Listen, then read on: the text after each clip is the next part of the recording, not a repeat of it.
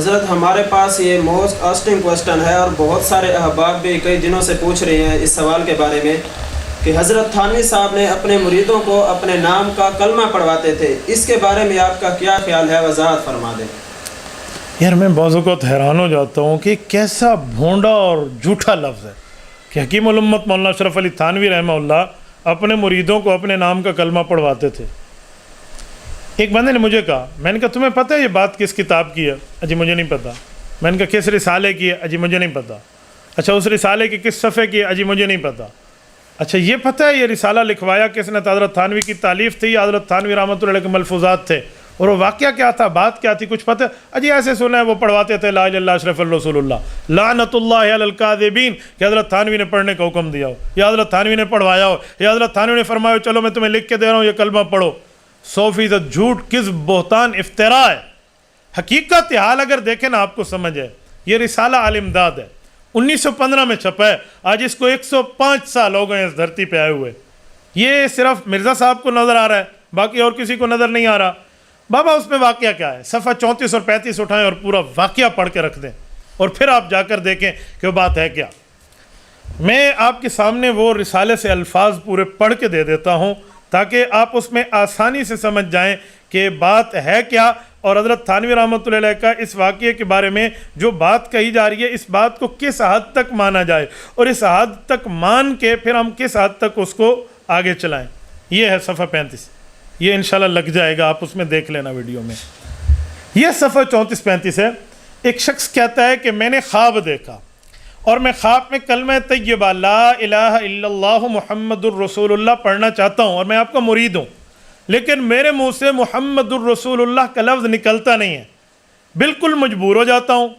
اتنے میں آپ ہی کا نام، یعنی مولانا اشرف علی کہہ رہا ہے کہ میں آپ ہی کا نام اس کا لے لیتا ہوں اور وہی پڑھنا شروع کرتا ہوں۔ پھر میرے دل میں آتا ہے غلط پڑھ رہا ہے، میں صحیح پڑھنا چاہتا ہوں پر میں مجبور ہوں، میں صحیح پڑھ ہی نہیں سکتا۔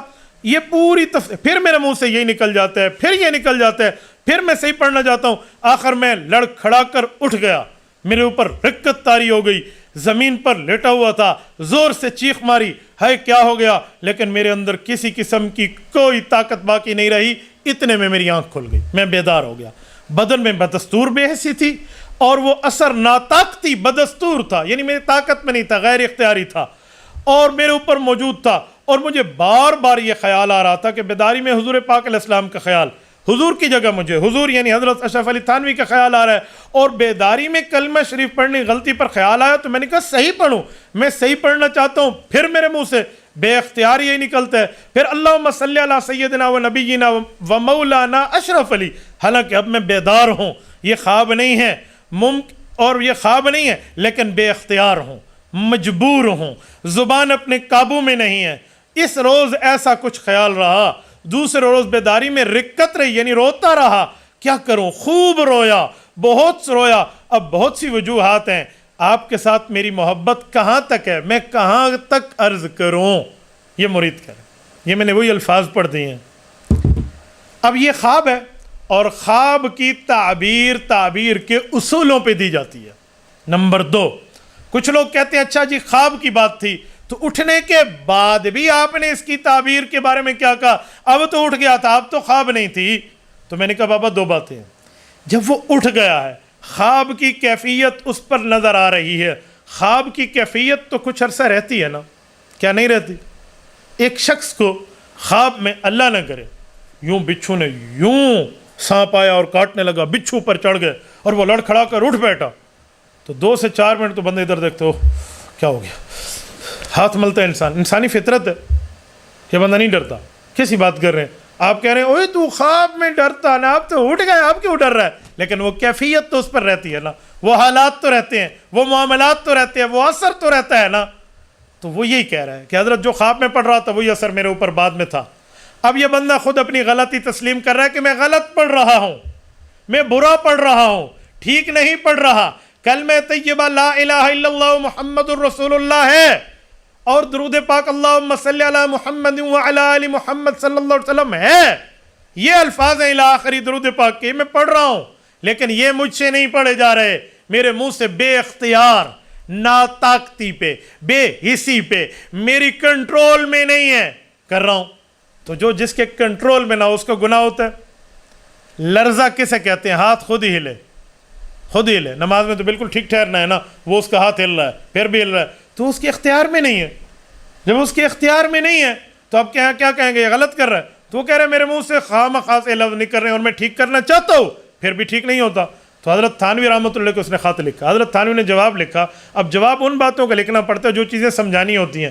اگر حضرت تھانوی یوں سمجھاتے کہ بیٹا تو نے غلطی کی ہے، تو اس میں غلطی کون سی ہے؟ خواب غلطی ہے۔ اور اگر سمجھاتے تو نے خواب سے اٹھنے کے بعد غلطی کی ہے، تو خواب سے اٹھنے کے بعد غلطی تو خود مان رہا ہے کہ میں بے اختیار ہوں، مجھ سے پھر بھی نہیں پڑھا جا رہا، میں صحیح پڑھنا چاہتا ہوں، تو اس کو پتہ ہے صحیح کلمہ ہوتا کیا۔ تو خواب کی تعبیر کے اصولوں پہ دی جاتی ہے۔ تعبیر اور رویا اٹھائیں۔ امام وقت امام جعفر صادق رحمہ اللہ کے پاس ایک شخص آیا ہے، حضرت میں نے خواب دیکھی ہے، میری چارپائی کے نیچے آگ ہے، کہا اپنے سامان کو بستر بوریوں کو گول کر کمرے سے، چھت گرنے والی ہے۔ ایک عرصہ گزرا، ایک اور آیا، حضرت میری چارپائی کے نیچے آگ ہے، میں نے خواب دیکھا، کہا چارپائی کے نیچے جگہ کھود، مال نکلے گا۔ اب مال نکلا۔ شاگردوں نے پوچھا سائیں یہ تو کچھ عرصہ پہلے یہی خواب، چھت گری، اب وہی خواب، مال نکلا۔ کہا بیٹا خواب میں موسم کا بھی دخل ہوتا ہے، سردیوں میں دیکھا جانے والا آگ چارپائی کے نیچے سے یہ فائدہ ہے، اور گرمیوں میں چارپائی کے نیچے سے آگ یہ نقصان ہے۔ اس کی چھت گری تھی اور اس کا یہ ہوا۔ ایک شخص آیا، کہا جی میں نے اذان دی۔ ان نے اس کی حالت دیکھی، اچھا دیندار نہیں ہے، بد دین ہے، غلط ہے، اچھا اس کے برے معاملات ہیں۔ کہا چوری نہ کرنا ورنہ ہاتھ کٹ جائیں گے۔ اس نے چوری کی، اس کے ہاتھ کٹ گئے۔ ایک اور آیا، دیندار بالکل ٹھیک، نیکوکار، سچا تھا، جھوٹا نہیں تھا۔ انہوں نے کہا جی میں نے خواب میں اذان دی، کہا تو حج کرے گا۔ شاگردوں نے پوچھا امام وقت کیا ہو گیا؟ ایک بندہ ایک خواب دیکھے تعبیر اور دوسرا دیکھے دوسرا۔ بیٹا تعبیر کے اصول بھی ہوتے ہیں۔ استاد جی کیا اصول ہوتے ہیں؟ فرمایا قرآن کریم میں اذانوں کا ذکر موجود ہے۔ فَأَذَّنَ مُؤَذِّنٌ أَيَّتُهَا الْعِيرُ إِنَّكُمْ لَسَارِقُونَ، سورۃ نمبر 12 سورۃ یوسف۔ یہاں اذان کا ذکر چوروں کے لیے آیا جن کے حالات ٹھیک نہیں ہیں، تو اذان کا ذکر آیا ہے۔ جن کے حالات ٹھیک نہیں تھے تو ان کے لیے اذان کا لفظ آیا، تو اس کے حالات ٹھیک نہیں تھے تو چوری کی طرف بات کر کے میں نے اشارہ کہہ دیا، یعنی چور بولا گیا۔ اور ادھر اور جو ٹھیک ہے کہا اذن فی الناس الحج، کہا یہ اذان کا ذکر آیا ہے حج کے معاملات میں، نیکوکاروں کا، ابراہیم علیہ السلام کا معاملہ ہے۔ تو خواب میں تو ایسا معاملہ ہوتا ہے، خواب میں جو معاملات چلتے ہیں وہ عام بندے کو پتہ ہی نہیں ہے کون سے اصول دیکھنے ہیں، کس اصول پہ نہیں دیکھنا۔ امام بخاری رحمۃ اللہ علیہ کے بارے میں موجود ہے، خواب دیکھا رسول اللہ کو پنکھا چل رہا ہوں، یوں پنکھا ہلایا جا رہا ہوں۔ کہا پنکھا ہلایا جاتا ہے گرمی سے ہٹانے کے لیے اور جو ہے نا کیا کہتے ہیں مکھیاں ہٹانے کے لیے، رسول اللہ کی ذات پہ تو مکھی بیٹھتی نہیں تھی، یہ کیا گستاخی؟ جی نہیں، خواب کا اصول دیکھیں۔ کہا کیا دیکھیں؟ کہا تعبیر کا اصول ہے، آپ رسول اللہ صلی اللہ علیہ وسلم کی حدیثوں سے وہ چیزیں جو عام طور پہ مل گئی تھی وہ جدا کر دیں گے۔ رب نے کام لے لیا۔ تو میرے دوستو حضرت تھانوی عالم تھے، جاہل نہیں تھے، حکیم الامت تھے، مریض الامت نہیں تھے انجینئر صاحب کی طرح۔ وہ حکیم الامت ہے، حکیم حکمت سے کام لیتا ہے، دانائی سے کام لیتا ہے، تجربے سے کام لیتا ہے، ایکسپرٹ ہوتا ہے، مہارت سے کام لیتا ہے، پلمبرنگ نہیں کرتا، وہ پھکیاں نہیں دیتا، وہ حکیم سمجھتا ہے معاملہ ہے کیا۔ آج کل تو پھکی کے چکر میں خود پھانک جاتے ہیں چیزوں کو، وہ نظر نہیں آتی۔ حضرت حکیم الامت نے خواب کے اصول کو سامنے رکھ کے اس شخص کو جواب دیا کہ جس بندے کے لیے آپ کے منہ سے یہ الفاظ نکل رہے ہیں جو آپ بتا رہے ہو، تو وہ شخص آپ کا پیر ہے، تو وہ متبع سنت ہے، آپ کی ٹھیک جگہ جا کر اطلاع اور بیعت ہوئی ہے۔ اس کو کہتے ہیں مریدوں کو کلمہ پڑھوانا، اور شرم کر، اس کو کہتے ہیں کلمہ پڑھوانا۔ اچھا میں ایک بات کرتا ہوں، اگر اسے کلمہ پڑھوانا کہتے تو پوری زندگی میں ایک بندے کو پڑھوایا۔ اور کلمہ تو وہ ہوتا ہے جو سب کو پڑھایا جائے، کلمہ تو وہ ہوتا ہے جو ہر آن، ہر لحظہ، ہر لمحہ، ہر وقت بولا جائے، ہر کسی کو کلمے کی دعوت، کلمے کی دعوت، کلمے کی دعوت۔ کلمہ تو ہوتا ہے وہ جو ہر کسی کو کلمے کی دعوت دے، ہر کوئی کلمہ پڑھتا ہے۔ کیا اس واقعے کے علاوہ پوری زندگی میں حکیم الامت نے کلمے کو حکم دیا؟ جی نہیں۔ کبھی لکھا؟ جی نہیں۔ کہا؟ جی نہیں۔ پڑھا؟ جی نہیں۔ پڑھوایا؟ جی نہیں۔ اور مرزا صاحب تھوڑی سی ایتھکس ہوتی ہیں، اصول ہوتی ہیں، کوئی شرم اور حیا ہوتی ہے، پھر جا کر بندہ بات، اس کو کلمہ پڑھوانا کہتے ہیں۔ تمہارے بابے کلمہ پڑھواتے رہے، اور اگر میں یوں بولوں تمہارا انجینئر جھوٹ پہ جھوٹ بولتا رہا، پھر یار وہ بات کرو جو بات کرنے کی ہے۔ انصاف کا اگر خون نہیں ہو گیا نا، اور اگر انصاف کا خون آپ نے نہیں کیا تو یہ بات ببانگے دول موجود ہے۔ 1915 کی بات کر رہا ہوں، تمہارے بابے کلمہ پڑھواتے رہے، کس بنیاد پر بات کر رہے ہو یار؟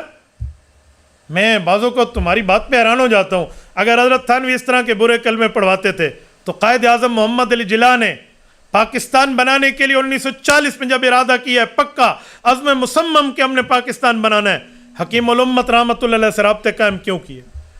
حکیم الامت کی طرز پہ جناح کیپ جو آج ہے وہ تھانوی کیپ تھی, وہ کیوں پہنی؟ قائد اعظم نے حکیم الامت کی منشا پہ ہاتھ میں عصا کیوں رکھا؟ 3 پیس چھوڑ کے قائد اعظم نے شیروانی حکیم الامت حضرت تھانوی کے کہنے پہ کیوں رکھی؟ حکیم الامت کے 2 شاگردوں کو مانگ کر اپنا ساتھ کیوں دیا؟ مولانا ظفر احمد عثمانی, مولانا شبیر احمد عثمانی, ان کو ساتھ رکھا, ان سے جنازہ پڑھوایا علامہ شبیر احمد عثمانی نے. تو آپ کیا کہنا چاہتے ہو؟ وہ گستاخ رسول کے پاس گئے تھے جو اپنے نام کا کلمہ پڑھوا رہے تھے. پوری رہتی دنیا حکیم الامت کا نام لے کے دنیا جانتی ہے اس شخص کا کیا کام ہے.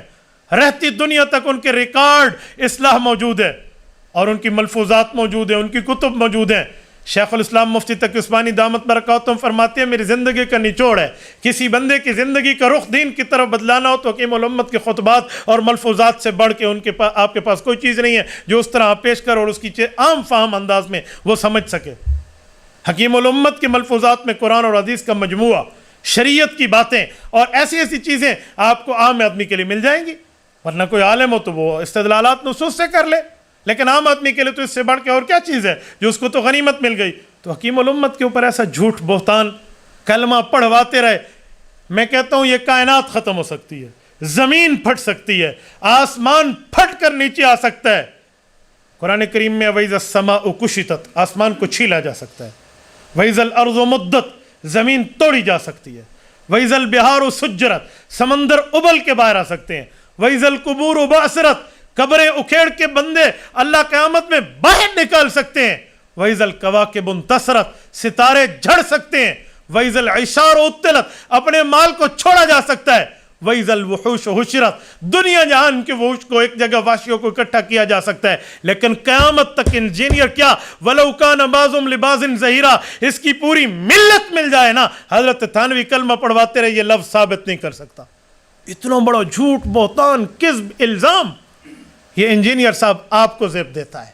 یہ آپ ہی کا کام بنتا ہے کہ آپ جیسے لوگ اس طرح کا جھوٹ بولیں. وہ کہتے ہیں اذا اتتک مذمتی من ناقص فی شہادت لی بانی کامل.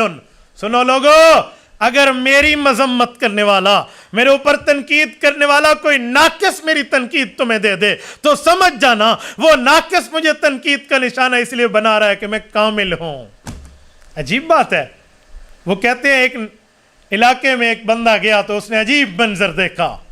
بادشاہ بیٹھا تھا تو بادشاہ نے اس طرح رکھا ہوا تھا, کسی وجہ سے بادشاہ کا ناک کٹ گیا. اس نے وزیروں کے ناک کاٹنے کا حکم دیا, وزراء نے عوام کے ناک کاٹنے کا حکم دیا, سب ناک کٹے بن گئے. ایک ناک والا آدمی وہاں گیا تو وہ تو ناک والا تھا, یہ ناک کٹے, تو اس نے کہا یہ تو ناک کٹے. انہوں نے کہا یہ ہمیں خراب کرے گا, چلے اسے خراب کرنے کی کوشش کرو. او جی ناکو آ گیا, ناکو آ گیا, ناکو آ گیا. وہ ناک والے کو خراب کرنا شروع کر دیا. ناکو آ گیا, یہ ناکو ہے تاکہ یہ بھی اپنی ناک کٹوا لے.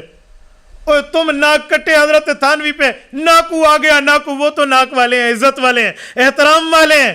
آپ ان کے خلاف ایسی باتیں کرتے ہیں. تمہارے بابے کلمے پڑھواتے رہے. یار اس بات سے پہلے تمہیں خدا کی پکڑ آ جانی چاہیے, اور اللہ کی پکڑ تمہاری پھٹکار پوری دنیا تمہارے چہروں سے اور تمہارے اعمال سے دیکھ رہی ہے. اگر انصاف کا خون نہیں ہوا نا تو میں نے دنیا کے سامنے حکیم الامت کے مقدمہ رکھ دیا ہے. اب عوام خود ہی فیصلہ کر لے گی کہ مرزا صاحب کی دلیل کتنی اچھی ہے, کتنی وزنی ہے. لوگ کہتے ہیں جس کی دلیل پہ بات کرو, میں نے کہا سادے اس کے ڈھکوسلے ہیں. آپ کہتے ہیں دلیل پہ بات کرو, چلو میں نے دلیل پہ بات کر لی جسے تم دلیل کہتے ہیں. اب اس بات کو سامنے لایا جائے اور دودھ دودھ اور پانی پانی ہو گیا. اب بات کرنے کے اوپر کیا اعتراض رہتا ہے. لیکن اگر آنکھیں ہوں بند تو پھر دن بھی رات ہے. اس میں بھلا کیا قصور ہے. مولانا اشرف علی کا رحمہ اللہ. تبارك الذي نزل الفرقان على عبده ليكون للعالمين نذيرا.